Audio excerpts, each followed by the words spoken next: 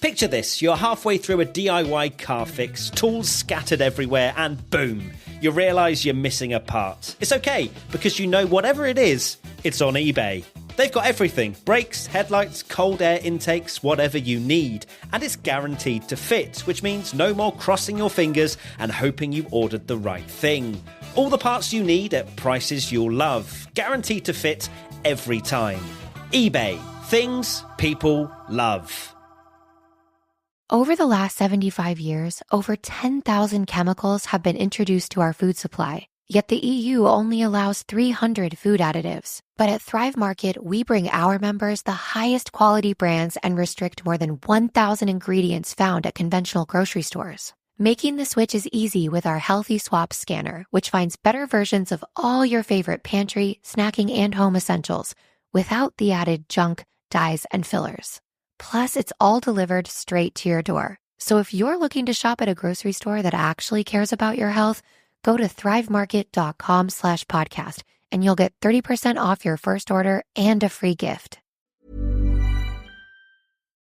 Hello, you are listening to Just Films and That. This is the podcast where we talk about those films we think deserve a little bit more love. Whether they're underrated or underseen, we're going to talk about them. So, let's see what it is this week.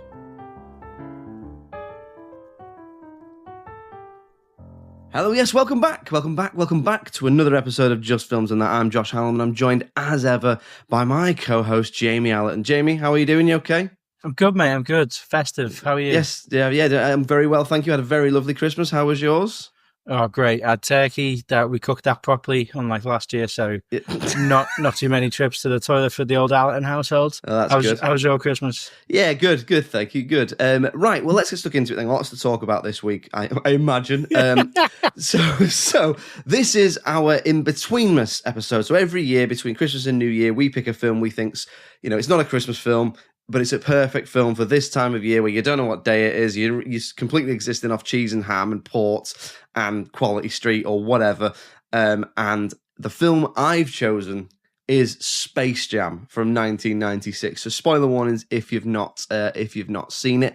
Before we get stuck into it, if you could head on over to whatever app you're listening to this on, give us a little rating, a little 5-star rating or review. It helps other people find us and stuff like that, so it would be massively appreciated. We're on Patreon as well, so if you're a fan, you want a little bit of extra stuff, then for £1 a month, you can get extended ad-free episodes with access to them a day or so early. And obviously, any support you can give us is massively appreciated. Speaking of support, Jamie, how do you feel about Space Jam? I mean, do I even have to ask if you'd seen it before? I've seen it once before, I think. So I've got a weird history with this 1996. So we went to the cinema to see this in 1996, and then 5 minutes in, someone pulled the fire alarm at Odeon, Showcase Cinemas in Liverpool. Oh yeah, which is still there. Still there, and it's the only place I've ever thought I was going to get stabbed in a cinema. But someone pulled the fire alarm and we left and we were like, well, are they just going to start it again? And they were like, no. So then I didn't watch it for, you're probably looking about 8 years later. I think I saw it in probably 2004 when I was an adult, and I was like, oh, this is terrible. So not a fan then? I'm not, I don't have the nostalgia for it. No. So I don't think that I saw this at the cinema, but I think I probably saw it fairly soon after on video or whatever. So, and I do have a lot of nostalgia for this film. I grew up liking the Looney Tunes and stuff like that. I think a big thing that helped me with this is I really like the game as well. There's a game of obviously where you could play as Looney Tunes playing basketball and stuff like that. So obviously I haven't said why I've picked it. I haven't done the plot yet. Listen, Looney Tunes and they're playing basketball with Michael Jordan against some monsters. Otherwise, they all have to go to a theme park mountain that Danny DeVito alien guy runs. Jamie, standard plot. It's so simple. It's so simple. Why do you reckon I picked it? I think because you want me to stop talking about iRobot, so you pick something worse. You want me to? I want to see how far I can push you. No, I mean, obviously, I think the 90s is probably the best time for that in-between-mas. I think because you have really strong genre movies and this as well. But no, I think you had high concept movies were at their peak in the 90s, and this is I've got in my likes that the concept is solid. It is a sports tie-in, and pretty much they made it to sell Nike trainers. It's basically a product. It's basically a huge product film, yeah. But kinds. the idea of like how, and I think it was based on some Nike adverts that they did where Bugs Bunny played against Michael Jordan. But yeah, I think so. Yeah, it's if you're 5 years old and watching this, you get the concept. Like, I think we're gonna have to make some Who Framed Roger Rabbit comparisons to this, but yeah, kids it's don't. nowhere near as good. Yeah, but like, I don't think a 5-year-old is going, "Oh, that's a reference to the Maltese Falcon." You know. I don't know. I mean, I was very advanced when I was 5. Not like this where you've got Pat. I said that's a MacGuffin. That's what I said. Did you notice the pattern reference? Where Bugs the speech. I mean, there's all sorts going in. There's all sorts going in. So yeah, so obviously we'll get stuck in now. That's why I picked it, because I think it's underrated. It's not underseen. It was a fairly big hit, and I think it has had not a massive, but it's definitely left a cultural footprint in that. It's probably quite a successful example of product tie-in, animation, live action mix that they have then tried to replicate with things like Looney Tunes Back in Action, which has just completely fallen on its arse and things like that. So I think it's underrated. I don't think it's a perfect film, but looking at the scores that I've got in front of me, this is why I've picked it, particularly the critics as well. So let's get stuck in then. So if you've not listened before, great first choice of episode for Space Jam. But we always start with what we like about film, and then we move on to the dislikes. I imagine Jamie might have more in one column than the other, but we'll start with him first. Now, don't hold back, you know. Don't sulk, Josh. What's wrong? No, Christmas is gone now, so we don't have to need to uphold the Christmas spirit. What did you like about the film? Well, I mean, we'll gently caress or we'll gently approach the music in this. Yes, It does have an iconic song by R. Kelly, and that's all we'll say about that. You know, Google them if you want to, but not from a work computer. But I remember this song was huge, and it is I Believe I Can Fly is a banger. But you've also got like the I can't remember the name of the Space Jam. I think it's just called like the Space Jam song. Or I think they're called Quad City DJs or something like that. I think that there's I think it's something like Quad. It's something Quad. You're the one that's like, come on and slam. Yeah, welcome. Yeah, so something like that. I had that as one of the warm-up songs for my Edinburgh show 2 years ago because it's such a great like banger. It is. Proper high tempo, get in the mood stuff, and then you've got a weird ballad by Seal in there, Fly Like an Eagle, which doesn't really the Jam as well by Technotronic, which is obviously absolute classic 90s banger. But yeah, I think the music's great. Don't worry, I've got more on my list, but do you know what? Respect to Michael Jordan as well, because he is acting against nothing, and he's not an actor. No, he's a baseball / basketball player, apparently.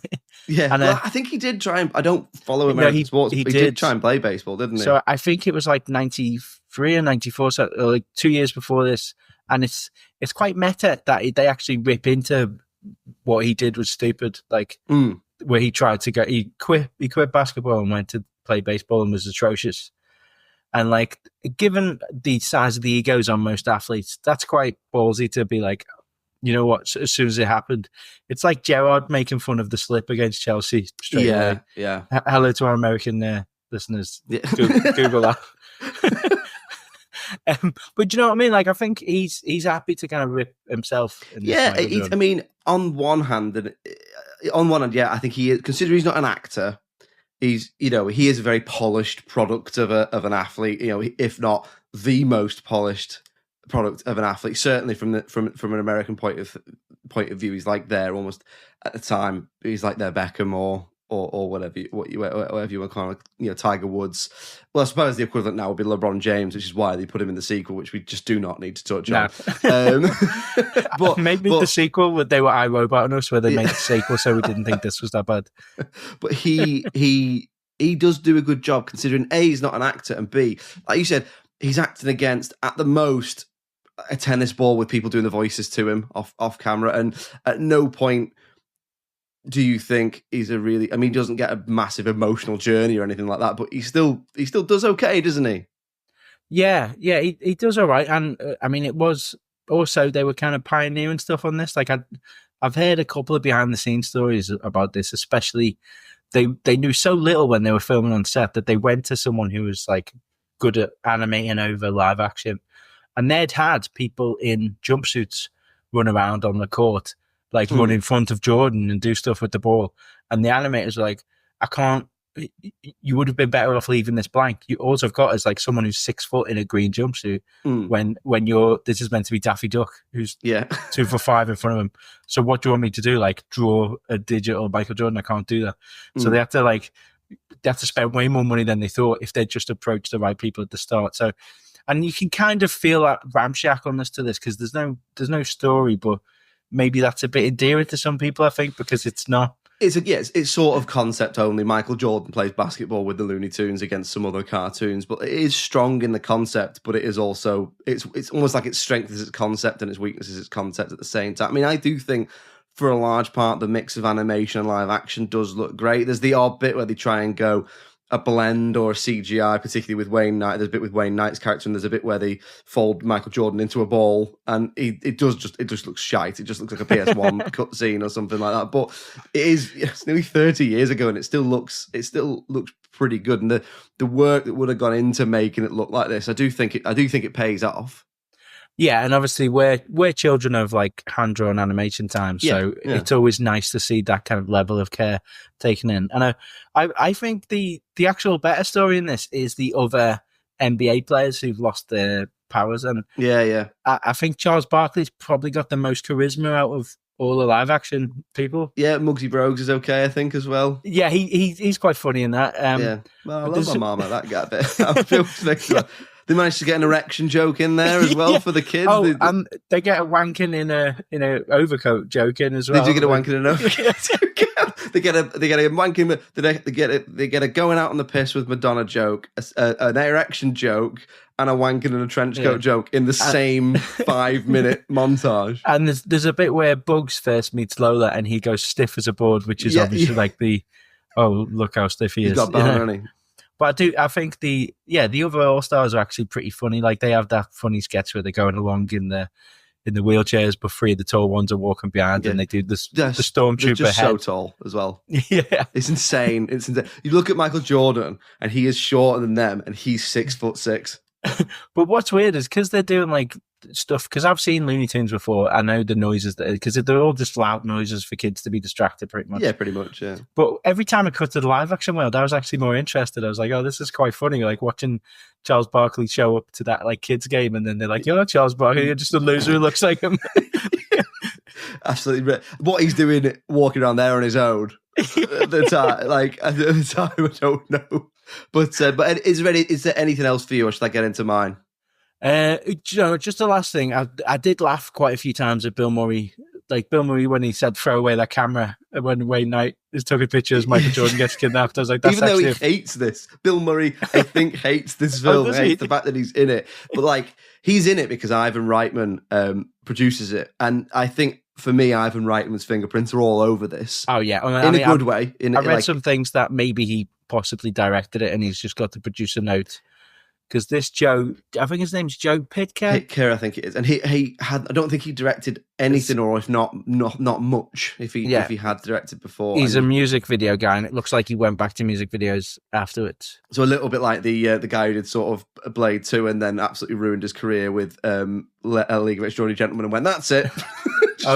Just retired or whatever it was he did. But no, I think Ivan Reitman. Like you said, I actually went into it. My memory was that Ivan Reitman directed it. And then I saw the credit. I was like, oh, no, right, so it's... But like you say, is he basically puppeting that guy? Yeah, I think, it's kind of... If you look at the backstory of Tombstone, where Kate also pretty much directed it, and they just got that guy in.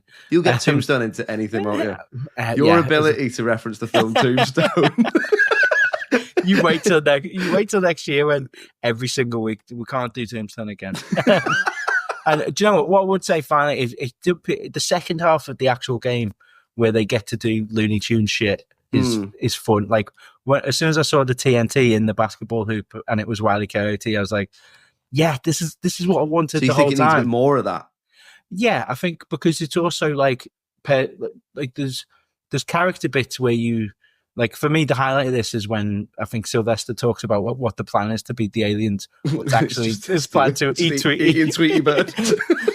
And I think if more care had gone into, like, doing that, because actually Bugs is not Bugs Bunny in this for me. That's the main problem that I get into. But I think I know what you're going to say, and I have a retort to that. But go on, what were you saying? But I do like those moments of like, oh, this is like old school Looney Tunes, because these guys have been around since what, the 40s? Oh, yeah, ages. I mean, it's the point where the original guys died, and I think his son was also getting too old to do it. So that's like how long it's been going on for. So was Mel Blanc, and then I think his son was going to do it, and it's Billy West who does Bugs Bunny. But I don't think you can tell. It sounds great. But yeah, I'll take that. I'll take that it needed, because they do sort of try and bring the cartoonishness into the real world as well. So you have Wayne Knight trying to dig the golf hole up, the hole up that Michael Jordan's gone down. But it's like, obviously he digs it to a ridiculous degree, and it's like, oh, he's done it all himself. But obviously, it doesn't quite land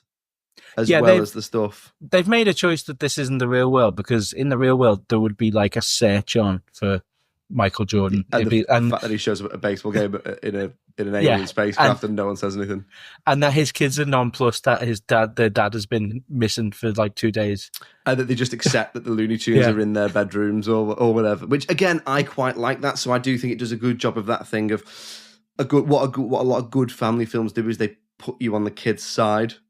You side with the kids, or it's that idea of you're looking at it through their point of view, or they're right and the adults are wrong. It's these tropes that we see over and over again. That is what makes a good family film work. So like sort of getting into my own sort of notes and stuff like that. I think it works pretty well. So it is a really strong concept, like you said, and I think it's pretty entertaining. It's simple. It's done really well. It's well paced. I think that they get the tone quite right. So I think there's plenty of stuff in there for the kids in terms of slapstick comedy. It does, I think, I don't know how much of a fan of Looney Tunes you were. I grew up really liking the Looney Tunes and things like that. And I think it does give you a lot of the humor that you're expecting, particularly like the sort of self-aware Bugs Bunny humor where he's winking and nodding at the camera and all that sort of stuff. Perhaps, like you said, there's not enough of it. But it is there, so I did quite like that. Like we sort of touched on as well, there are some good jokes for adults too. Like there is a joke about how basically an erection joke. There's a Pulp Fiction joke. There's a you love a boner joke, don't you? Love a boner joke, especially in a kids' film, hiding in plain sight. I do think they get the tone pretty well. Overall, I think they do a pretty good job. I wonder if we're sort of slightly other side of the coin on this one, in that I think it's above average and decent, and you think it's below average and needs improvement. Yeah. I mean, I guess because the intention of the movie, I can't subtract from what the movie is. I guess in that it's just pure product placement. Yeah, you can kind of feel that there's no one sat down and gone, what is the script on this? Because even in like I checked when the credits start, it's an hour and 18 minutes. Oh, sure, yeah. And I was like, we could have developed at least like, because there's a hint of like Michael Jordan has made a mistake taking up baseball, and it's like, can you reignite his love for basketball? But they don't really push on them themes. No, there's no emotional journey for Michael Jordan. It's not even like you see him go back. I suppose you see him go back and play basketball again, and that's the arc as he retires baseball back to basketball. But it doesn't really go into it, really. No, and the only person who actually has like an emotional arc is Bill Murray, who wanted to play basketball, he says, when he's playing golf, and then he does get to play basketball, and that's like a setup and a payoff. And the monsters, I suppose, sort of have one, which is they have the learn to stand up for yourself. Yeah. Thing, and kill Danny DeVito. And literally launch Danny DeVito into space. What I don't get is Danny DeVito the same race of aliens as them, and he's just massive? Or is he like a king alien? Like, why is he so much different to them? Oh, I don't know. It's because I feel like they just stole the two cretins from Hercules. Yeah, Pain and Panic. Yeah. That came up before, but yeah. They are just like them, aren't they? Yeah. But yeah, it's again, this whole film rushes, which maybe is a good thing because it never feels like it's dragging. But you never feel like kind of any scenes are really that connected. It's just here's another chance for shouting and stuff. But he's got like an a planet that's also like what's it called, Moron Mountain or something. It's basically a theme park. Yeah, and it's and it's that he wants money by having like the best attractions in the world, but every attraction he tries to get is something that he's never heard of. Yeah, it's like, yeah, the Looney Tunes, that'll make us bank. Who are they? I don't know, but go find them. Does that mean the Looney Tunes are known in space? I guess so. They're known to them, aren't they? They're known to the monsters, the little things, but he's out of touch. And also they do this signify that he is big business because he's smoking a cigar. He's got a big cigar in his suit and his fat. Yeah. We'll move on to this second. What are your sort of like? What is your relationship like with the Looney Tunes? I like the Looney Tunes. Like I'm not like Jim Carrey in The Mask where I'll bang on a cartoon now. But yeah, I was raised on it. It was always fun because I like the anarchy of it, and it is anarchy, and it's also they're all so different as well. And they kind of, but I always sided with like the one who was a bit bad. Like Sylvester just wanted to eat that bird. In the same way that Tom and Jerry, I always sided with Tom. I was like, he's just a cat who's trying to protect his house. He's just trying to do what his job is. Yeah. I don't know. Does that make me a scab? I don't know. Yeah, it makes you horrible. Do you have a favourite one? I think when you're a kid, you do love books, don't you? He's sort. I like that in this he is famous. Yeah. So he is he's almost like the de facto leader of the Looney Tunes, but even to the point where when they're announcing the team, he is famous in the world of the Looney Tunes. Like they all know who he is. Yeah, I didn't think about that. That like, yeah, he's the Captain Kirk, isn't he? Yeah, he's like the top tune for some reason. And everyone hates Daffy, even though he's just because he's a duck for some reason. for no reason, like they're fighting for the future of these kinds of people. At this point, because it doesn't say where in the world of Looney Tunes in this film, where do the Looney Tunes end on just being a tune begins? So is everyone in the audience at the basketball game a Looney Tune? And if so, the people who put themselves forward to play are basically like soldiers. and they're all like, look at this fucking duck. I could do this. Why have you put Tweety in this? The Tweety should not be. Tweety should be on the sideline. Also, Roadrunner, start. Why is he not starting? He's quicker than all of them. I think because he's got an issue that like because he takes arms. But he takes the ball and then he just runs out of the building. And Taz. See, for me, you got Taz should be starting. Because he's the only one who seems like he might be able to go toe to toe with one of the monsters. Yeah, I mean, Taz is a superhero pretty much, isn't he? He has superpowers. Yeah, and Roadrunner, they your team star like runners. It's like being like, why did we start the football game without any wingers? Like, yeah. And then you've got Lola. Lola, it feels like she came in to prove a point, and then she gets objectified by Bugs, so she's like, right, I'm out. And then the next scene, she's like, oh, I'm on the team. Yeah, I'm back in. Yeah, she's a character they created for the film. To be sexy. To be fit, yeah. Well, they fixed that with the sequel or whatever it was that happened there. I don't know. I haven't seen it. I just know there was a bit of a thing about So that. I think there was some American pundits that were angry because she was wearing long shorts and she wasn't as sexy as she was. They didn't get rid of her boobs as well. Yeah, she's sort of like why are you bothered? Mate, more woke nonsense, I know, yeah. Well, that's why I like the first one. It's not as woke. Yeah. If you want to have a wank over Lola Bunny, you can, but not in the second one. Only in the 90s. So Bugs is your favourite then?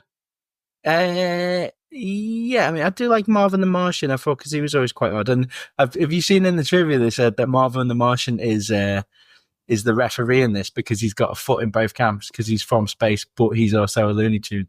So I saw that, but the other thing is he's the referee because it was supposed to be Mickey Mouse. Yeah.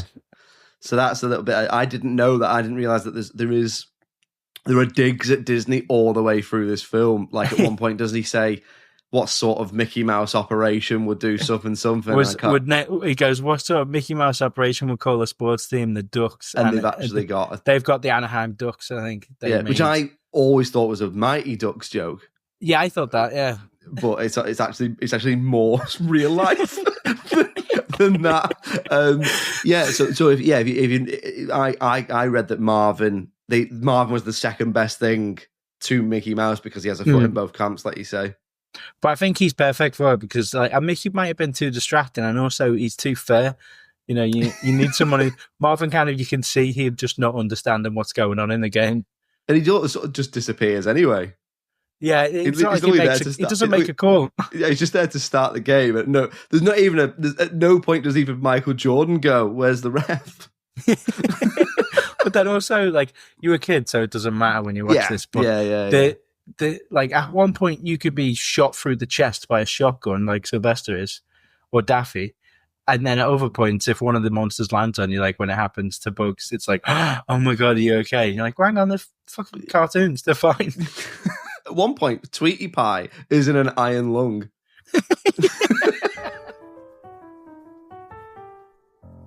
Okay, so we'll move on then to talking about anything that we didn't like about it or anything we'd change about Space Jam. I don't have a lot on this, Jamie, but I suspect you will. So go on, tear it apart. Tear another film apart from my childhood, Jamie. Go on. Stop picking bad films from your childhood. I'm sure you watched Willow when you were a kid. But I've never seen it.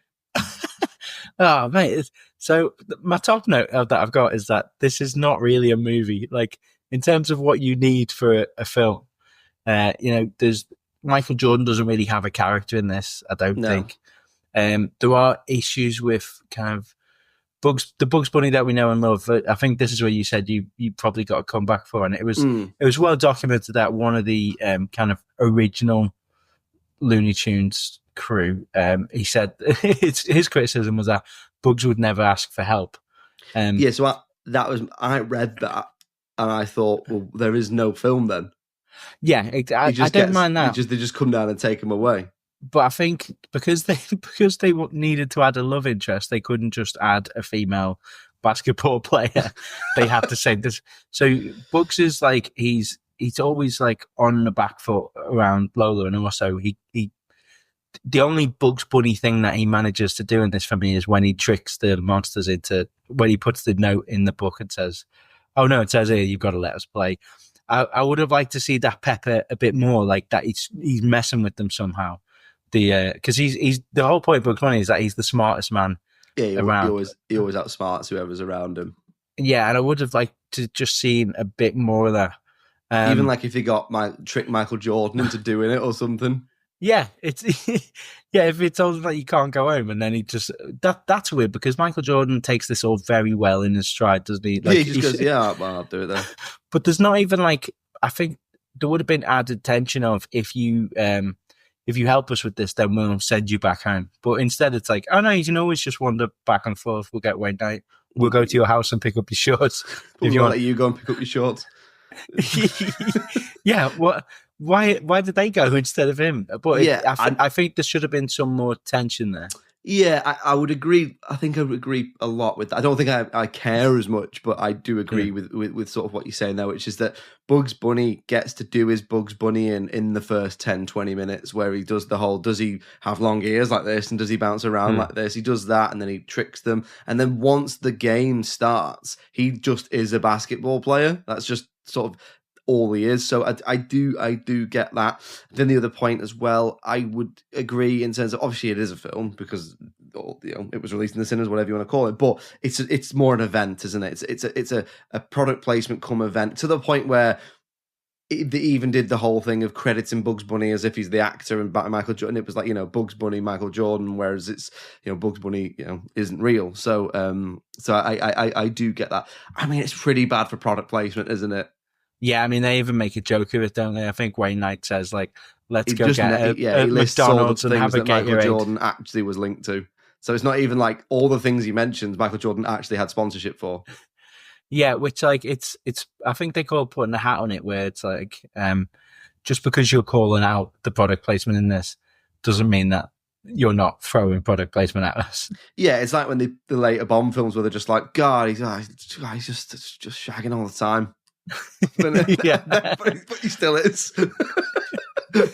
You love your Secondo watch, don't you, Bond? Well, yeah. So there is that. What do you think about the PR job that they do on Michael Jordan in this? Well, it's weird, isn't it? Do you mean as in within the film, or that they, I suppose, by all intents and purposes, they present him as a normal guy.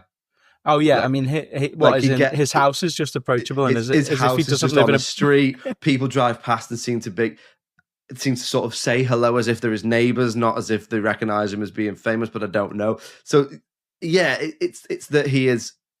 At one point, he's in a hotel, which is the most normal budget-looking hotel.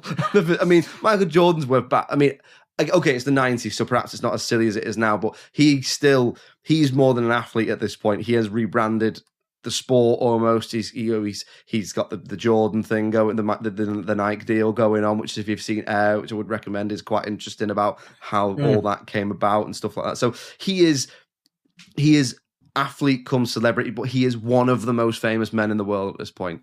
Yeah, and also he got there by being incredibly competitive and very smart business-wise. Like I thought it was quite funny at the end when he said, "I need you to give my friends their powers back," and I was like, "They're not your friends. They are all people that you stopped from having a championship, Yeah, because you were so good in that time, and they probably hate your guts."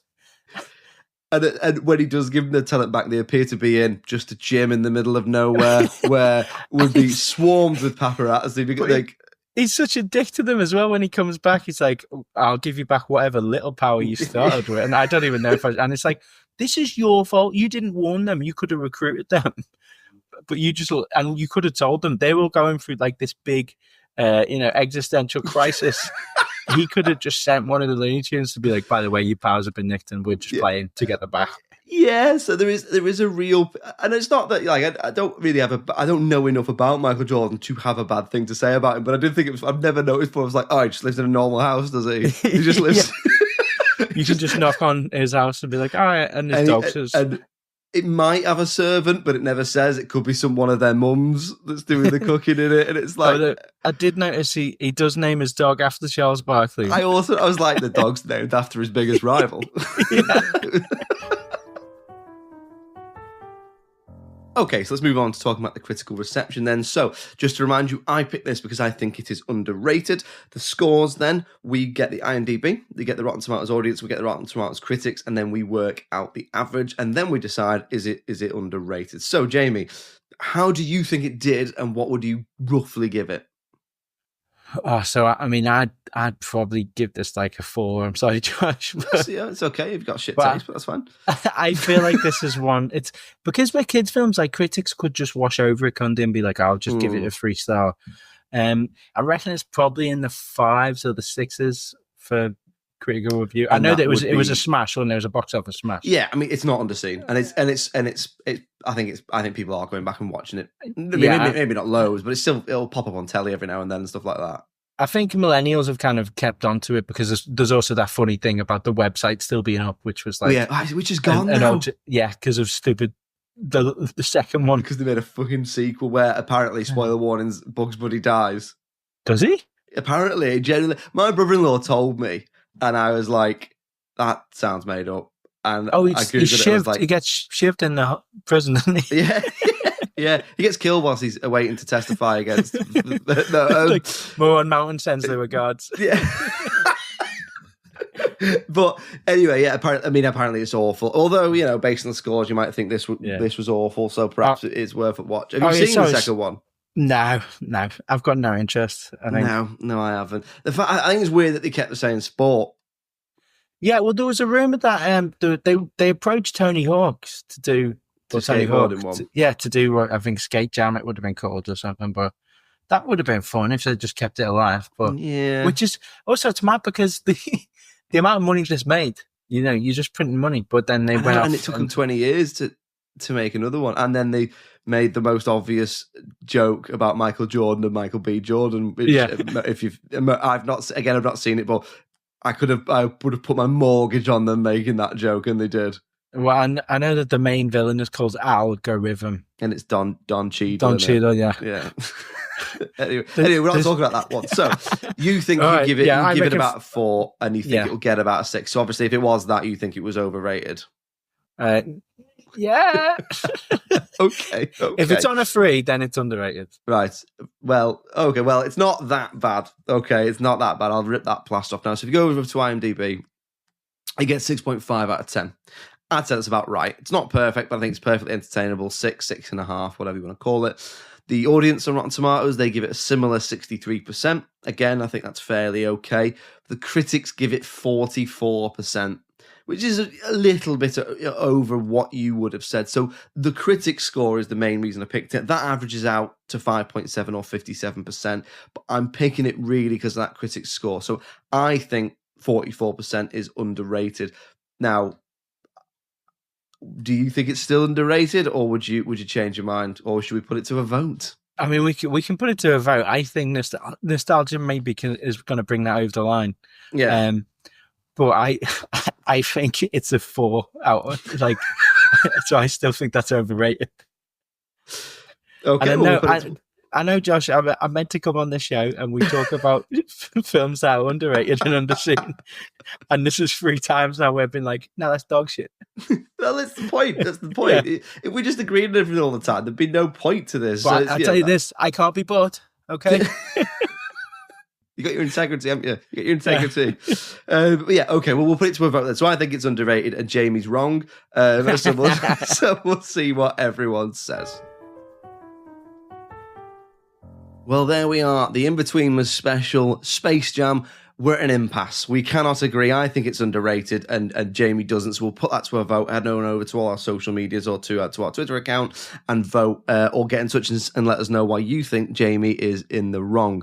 Right, just a little announcement then. This is going to be the last episode of this kind for a while. We're taking a little break. We've been going weekly now for 4 years, sort of more or less non-stop. So I think me and the team here, we sort of think it's time for a little bit of a break, a little bit of a refresh, maybe have a little bit of a look at how we do things, maybe bring in some new artwork and things like that. So we're going to take a little break. It's not going to be for ages. We think a month, maybe a little bit more. We're just going to have a little look about how we do things and see how we can improve and just have a little bit of a rest as well, because I'm not going to lie, it's knackering doing this every single week on top of a full-time job. Although we love doing it, so I promise we are coming back in whatever way we are. Is this because I said I didn't like Space Jam? Yeah, this is because Jamie said he didn't like Space Jam. What's the point if I can't make Jamie like Space Jam? No, I like IMO, but fine. We're going to take a little break. We will be back. Jamie will be back. We hope Alice will be back. She's still on maternity leave, so she will be back when she's ready. As I say, so Throwback Thursdays. If you haven't seen, we've been doing old episodes every Thursday. They will continue.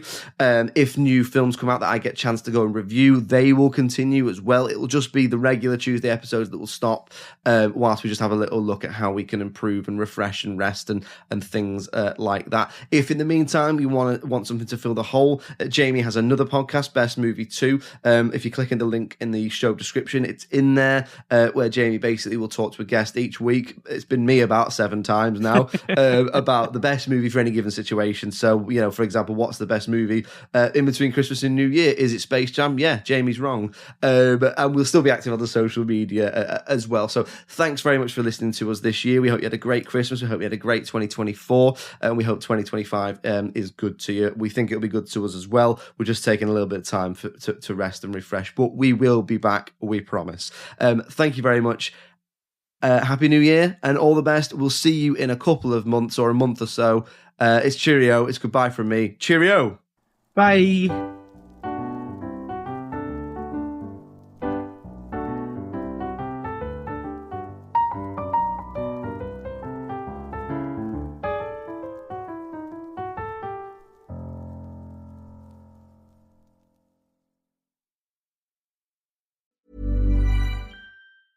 Over the last 75 years, over 10,000 chemicals have been introduced to our food supply. Yet the EU only allows 300 food additives. But at Thrive Market, we bring our members the highest quality brands and restrict more than 1,000 ingredients found at conventional grocery stores. Making the switch is easy with our Healthy Swap scanner, which finds better versions of all your favorite pantry, snacking, and home essentials without the added junk, dyes, and fillers. Plus, it's all delivered straight to your door. So if you're looking to shop at a grocery store that actually cares about your health, go to thrivemarket.com/podcast and you'll get 30% off your first order and a free gift. Shorter days and chillier nights can make it tough to keep up your fall workout routine. Thankfully, there's Alo Moves, the app that brings health and wellness to the comfort of your home. Alo Moves offers yoga, Pilates, strength workouts, and other fitness classes, plus wellness offerings like meditations, sound baths, and more. Whether you have 5 minutes or an hour, Alo Moves has a class or flow that saves you from a frigid trip to the gym. Get a 30-day free trial and 20% off an annual membership with code ACAST at alomoves.com. And now, a next-level moment from AT&T Business. Say you've sent out a gigantic shipment of pillows, and they need to be there in time for International Sleep Day. You've got AT&T 5G, so you're fully confident. But the vendor isn't responding, and International Sleep Day is tomorrow. Luckily, AT&T 5G lets you deal with any issues with ease, so the pillows will get delivered and everyone can sleep soundly, especially you. AT&T 5G requires a compatible plan and device. 5G is not available everywhere. See att.com/5G for you for details.